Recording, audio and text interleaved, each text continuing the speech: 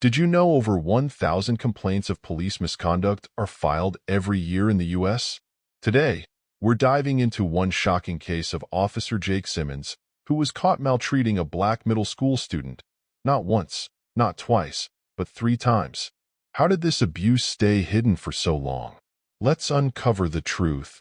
Before we get into the story, please subscribe to the channel and comment down below where in the world we are watching from. Let's get started. Marcus Turner woke up early, as he always did, before the sun broke the horizon. His bedroom was small, shared with his younger brother, Tyler, but tidy.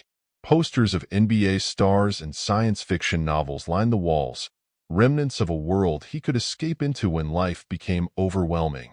He dressed in his school uniform, pulling his shirt straight in the mirror, and took a deep breath. He had learned to keep his head down, to blend in as much as he could, even though his dark skin always made him stand out. Brookfield was a quiet, suburban town, predominantly white, with a reputation for being a good place to raise kids. For Marcus, though, the halls of Brookfield Middle School often felt like a battlefield. Racist jokes, insensitive comments, and microaggressions were common. Although many of his white classmates were friendly on the surface, Marcus could feel the distance. It was like an invisible wall, always reminding him that he didn't fully belong. His mother, Diane Turner, was the rock of his life. She worked long hours at the local grocery store, barely scraping by, but she always made time for Marcus and Tyler.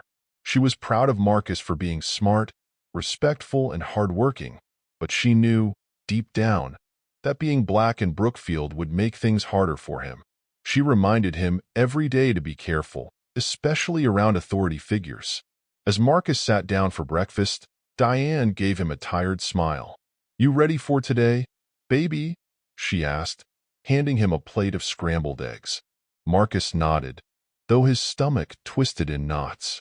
He didn't tell his mother about the taunts he heard in the halls, or the way some teachers treated him with suspicion. He kept it to himself, not wanting to worry her more than she already was.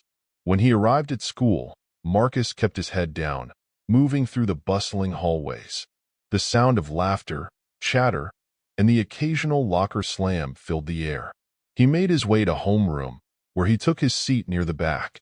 His teacher, Mr. Johnson, was one of the few people who saw Marcus for his potential, not just his skin color. Marcus excelled in science and math, but even Mr. Johnson couldn't shield him from the world outside of the classroom. That was where Officer Jake Simmons came in. Officer Jake Simmons had been a fixture at Brookfield Middle School for years, and most students feared him. Tall, broad-shouldered, with a permanent scowl etched into his face, Simmons commanded respect, at least on the surface. He was the school's resource officer, tasked with keeping order, but his methods often crossed the line. Simmons had a deep-seated hatred for people of color, though he hid it behind the authority of his badge. On the first day of Marcus's 8th grade year, Simmons had noticed him. To Simmons, Marcus stood out like a sore thumb, black, quiet, and smart. That combination triggered something in him, a resentment born out of his own insecurities and racist beliefs. He felt a twisted need to keep Marcus in his place. The first encounter was subtle, almost unnoticeable to anyone else. It happened in the hallway between classes. Marcus had been rushing to the bathroom, holding a hall pass in his hand. Simmons stopped him. "Where do you think you're going?" Simmons asked, his voice low and threatening. Marcus froze. I have a pass," he stammered, holding it up. Simmons snatched the pass from Marcus's hand and looked at it with narrowed eyes. "You think I don't see what you're doing? Walking around like you own the place. You think because you're smart, you're better than everyone else?" Marcus blinked in confusion. "No, sir. I just—" "Shut up," Simmons snapped, stepping closer, his body towering over Marcus. "Watch yourself, kid. Don't get too comfortable." He shoved the pass back into Marcus's chest, hard enough to make him stumble, then walked away. Marcus stood there for a moment, his heart pounding, trying to make sense of what had just happened.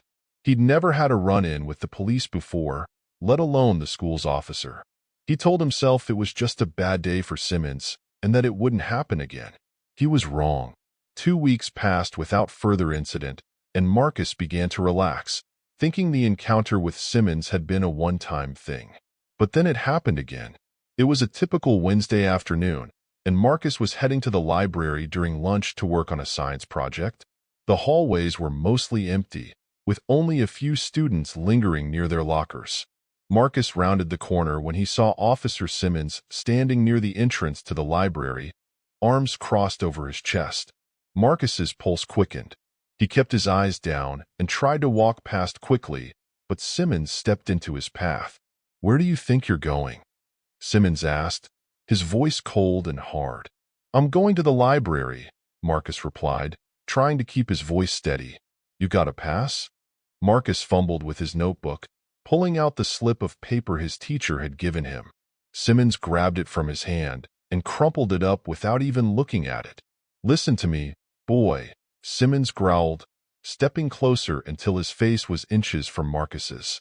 "I don't care how smart you think you are. I don't care what your teachers say about you. You're nothing. You understand?"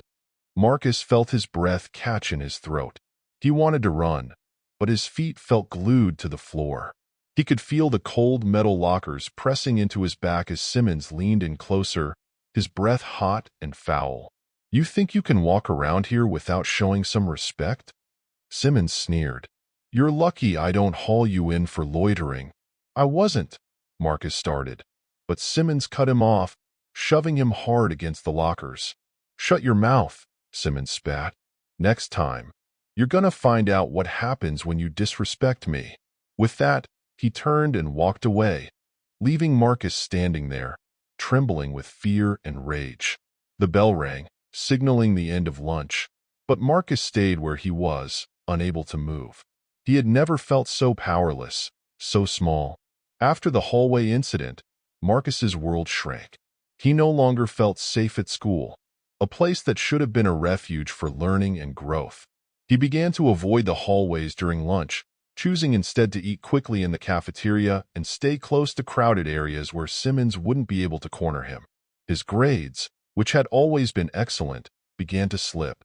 He couldn't focus in class, his mind always running through what had happened, always worrying about when it would happen again. He stopped raising his hand, stopped participating in discussions. His teachers noticed but chalked it up to adolescence, never realizing the real reason for Marcus's withdrawal. At home, Marcus tried to hide his fear from his mother. Diane worked long hours, and the last thing Marcus wanted was to worry her. She already had enough on her plate, juggling bills and trying to keep food on the table. So, Marcus kept quiet, burying his emotions deep inside. But the weight of his silence was suffocating him. He started having nightmares, dreams where Simmons was chasing him through the empty hallways of the school, his heavy footsteps echoing in the darkness. No matter how fast Marcus ran, Simmons always caught him, his cold, cruel hands dragging him back into the shadows. Marcus would wake up in a sweat, his heart pounding, but he never told anyone. He just kept it all inside. It was a rainy Thursday afternoon when the second major incident occurred. Marcus had stayed late after school to work on a science project. The halls were empty, most of the students already on their way home. He packed up his books and headed for the exit, his footsteps echoing in the quiet corridors. As he rounded the corner, he saw Officer Simmons leaning against the wall, waiting for him. Marcus's heart sank. He knew what was coming. "Hey, boy," Simmons called, his voice dripping with malice. "You think you can just walk out of here like nothing happened?" Marcus didn't answer. He kept walking, hoping Simmons would leave him alone. But Simmons wasn't about to let him go that easily. The officer stepped in front of Marcus, blocking his path. "I'm talking to you," Simmons said, his voice rising. "You don't just walk away from me." Before Marcus could respond, Simmons grabbed him by the arm and yanked him into a nearby janitor's closet. The small, cramped space reeked of cleaning supplies and mildew. Marcus tried to pull away, but Simmons was too strong. "You think you're so smart, don't you?" Simmons hissed, shoving Marcus against the wall. You think because you get good grades and stay out of trouble, you're better than everyone else? Marcus shook his head, his heart pounding in his chest. No, Simmons slapped him hard across the face, the sound of the blow echoing in the small room.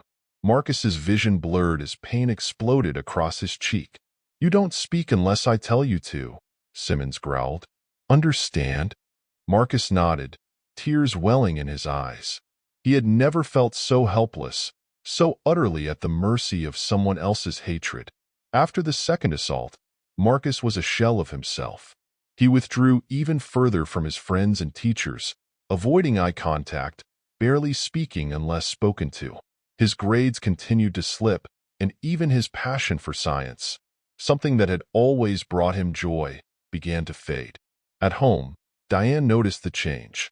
She had always prided herself on being able to read her children, but Marcus had become an enigma to her. He was quieter than usual, more distant. He spent hours alone in his room, and when she tried to talk to him, he would shrug off her questions with short, evasive answers. Marcus, baby, is everything all right? Diane asked one evening, sitting down beside him at the kitchen table. Yeah, Mom. Everything's fine, Marcus replied, his voice flat. Diane frowned, not believing him for a second. But she didn't press. She figured it was just part of growing up, part of being a teenager. She had no idea that her son was carrying the weight of trauma, that he was hiding the abuse he had suffered at the hands of someone who was supposed to protect him. The nightmares worsened. Marcus would wake up in the middle of the night, drenched in sweat, his heart racing. In his dreams, Simmons was always there, always lurking in the shadows, waiting to strike. No matter how fast Marcus ran, no matter how hard he tried to escape, Simmons always caught him. Marcus couldn't shake the feeling that something terrible was going to happen again. It had been weeks since Officer Simmons had pulled him into the janitor's closet, but the memory of the assault stayed fresh in Marcus's mind. Every time he walked through the halls, he felt Simmons's presence, watching him, waiting for the next opportunity to strike. One Friday afternoon, after most students had left for the weekend, Marcus stayed behind in the gym to work on a presentation for his science class. The gym was quiet, the echoes of basketballs and students' laughter long gone. He liked the silence. It gave him a rare moment of peace away from the fear that now dominated his life. But that peace was short-lived. Marcus was just packing up his things when he heard footsteps behind him. He turned, and there, standing in the doorway, was Officer Simmons. The man's cold, predatory smile sent a shiver down Marcus's spine. Still hanging around after hours, huh? Simmons said, walking slowly toward him. You never learn, do you? Marcus's heart pounded in his chest. He instinctively backed away, but the bleachers blocked his path. I'm just finishing up. I'm leaving now. Simmons stepped closer, his hand resting on the baton at his hip. You think you can just walk out of here without showing respect? I warned you. Without warning, Simmons grabbed Marcus by the collar, pulling him forward before throwing him hard against the bleachers. Marcus hit the wood with a painful thud, gasping for air as Simmons leaned over him, his face twisted in anger. You little punk, Simmons spat. You think you can disrespect me and get away with it? Marcus's head spun from the impact, his vision blurry.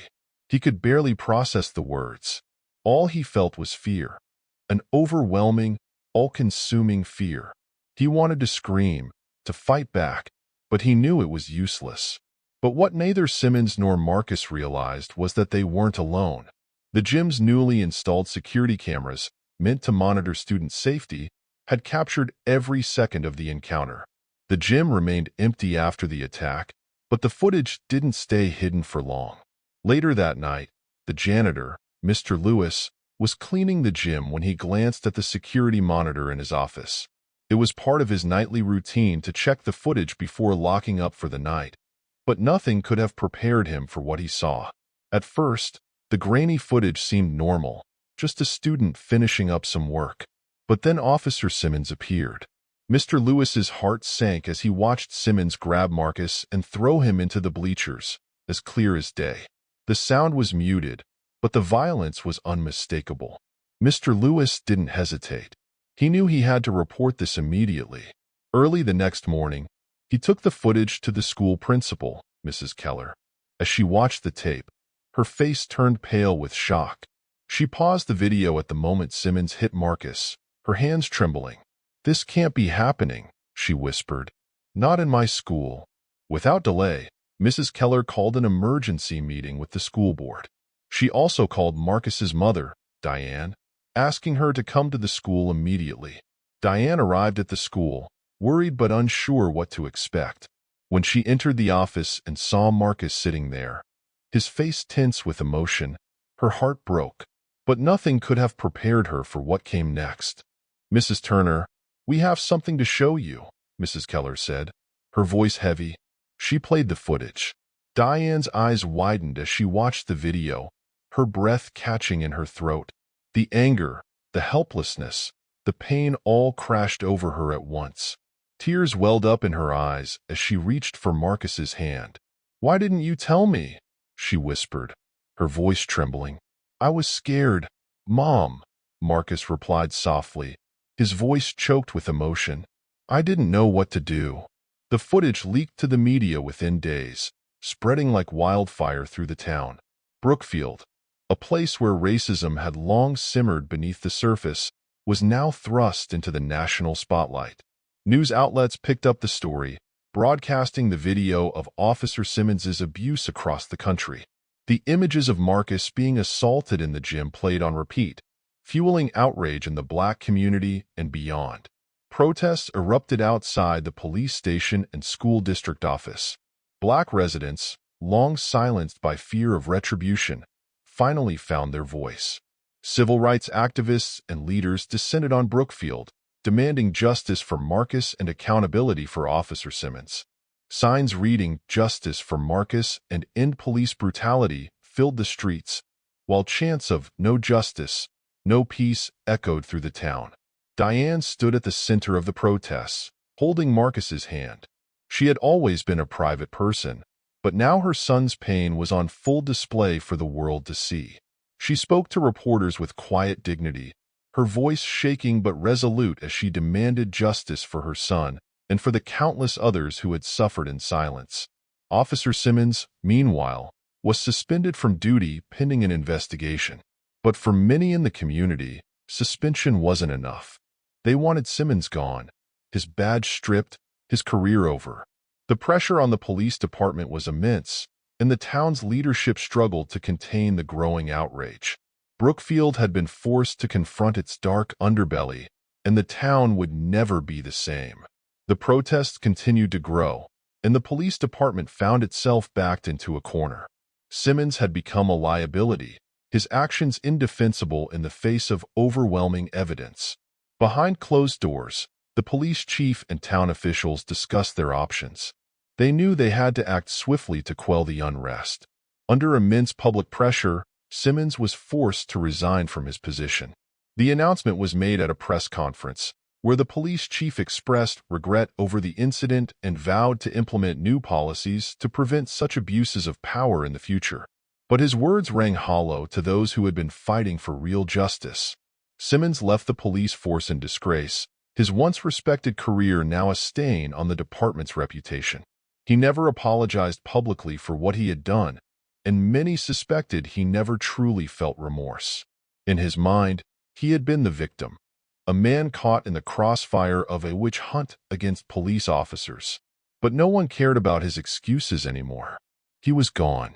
For Marcus, the resignation brought some relief, but it didn't erase the trauma. Every time he saw a police officer, he felt a knot of fear tighten in his stomach. He knew not all cops were like Simmons, but the damage had been done. Trust was a fragile thing, and for Marcus, it had been shattered. In the weeks following Simmons' resignation, Marcus struggled with the weight of what had happened. His face had become the symbol of the fight against racism in Brookfield, but beneath that image was a boy still grappling with trauma. He found it difficult to sleep, plagued by nightmares of Simmons's hands grabbing him, of being trapped in that gym with no way out. But Marcus wasn't alone in his healing. Diane, determined to help her son recover, enrolled him in therapy. At first, Marcus resisted, reluctant to open up about his pain to a stranger. But slowly, through the patient guidance of his therapist, he began to unpack the fear, the shame, and the anger he had been carrying. Each session brought him closer to reclaiming his sense of safety. He learned to articulate his feelings, to give voice to the pain he had buried deep inside.